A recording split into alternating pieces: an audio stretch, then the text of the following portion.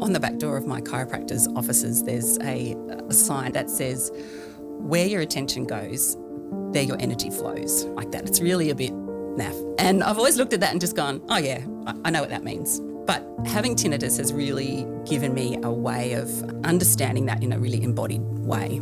And how you can actually shape your attention.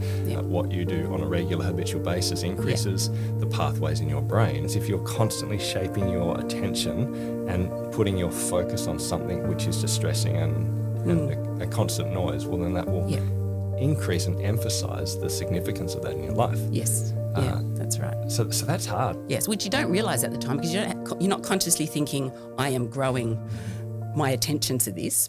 Just because it's frightening and it's something that you're dealing with, it's new, and there is an anxiety and overwhelm that comes. And practically, maybe just one or two examples of how that negatively affected you at that time.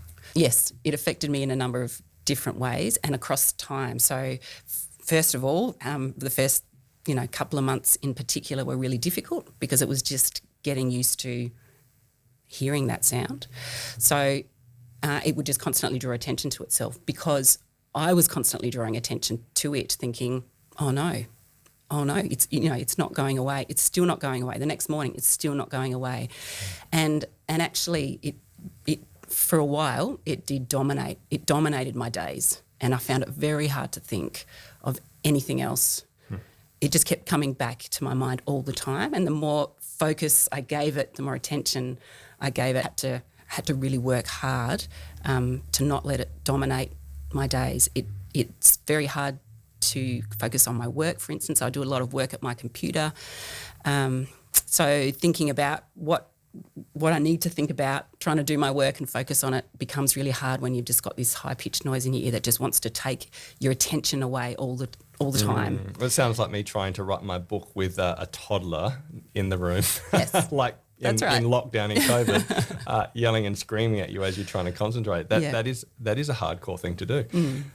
So what have you? So we're talking about attention and how you can actually shape your attention. Yeah. What have you done to help you walk through this challenge? Well, okay.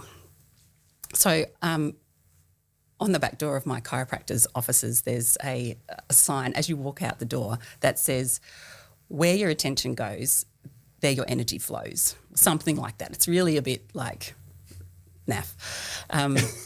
And I've always looked at that and just gone, oh yeah, I kind of know. I know what that means. But having tinnitus has really given me a way of understanding that in a really embodied way. So when I'm sitting at my, particularly it's in the quieter times when it's just sort of blaring, and your mind is just trying to take you there to that noise the whole time. I will often think things like, just get back to what you're doing. Focus on what you're doing. Okay, so you're concentrating on the task or the relationships or the things that matter. Yep. And then that is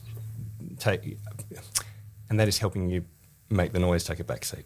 That's right. That there is hope. There is a life going on all around me, and I just need to focus on that. I just need to pay attention to what it is that I want my life to be about, to learn to be grateful for the things that I have, to learn to see beauty in what is around me, in what I'm doing, what I want to do, the meaningful things that my life holds. One of the things that I often try and do is listen for things outside of my high-pitched noise, like birds or even the sounds of the traffic or the sounds of other things going on, or I'll put a bit of music on to help mask it sometimes. That works too. Wow. So instead of it being about me and what I see and hear, you're paying attention outside of yourself and also to the things that matter to you. Yeah. Yeah, which is, the reason I felt this was such a helpful, powerful conversation for all of us isn't just because we're going to suffer from tinnitus, but I think the same is so true for all of us. I mean, I mentioned my father passed away a few weeks ago, and, my mind is like I've just been grieving and I've had anger and sadness and loss and disappointment, and a whole lot of feelings and emotions all at the same time. And there was once where Dad was just about to pass away, and we were in this beautiful place as a family on our holidays. And I heard the news that I needed to go back to Adelaide and spend time with him, obviously, before he passed away. And so I was just feeling all this worry and nervous energy and sadness and grief. But I'd just been for a bike ride, and I just bought a Valhalla ice cream. And it was like choc chip, it's just beautiful, peppermint choc chip. And there was this beautiful vista around me, and I was in a gorgeous place. And so I just remember thinking, okay, I can choose what I pay attention to in this moment. And so I said, okay, I won't pay attention to my grief right now. I'm not repressing it. I'm just saying this is not the moment. And I just enjoyed the ice cream. And it was a really beautiful just moment. And I've had lots of those experiences in the last few weeks. I went swimming, and again, I was just full of emotion, and then just thought, no, actually, I'm going to be thankful. And I practiced what I was thankful for and told myself what I was grateful for the next 10 laps. And the funny thing is, as I did that, I still felt sad. Like the emotions were in me, and there was a sadness as I was practicing thankfulness. But it changed my day because I chose to pay attention to what I needed to pay attention to and focus outside of myself and my own grief and experience.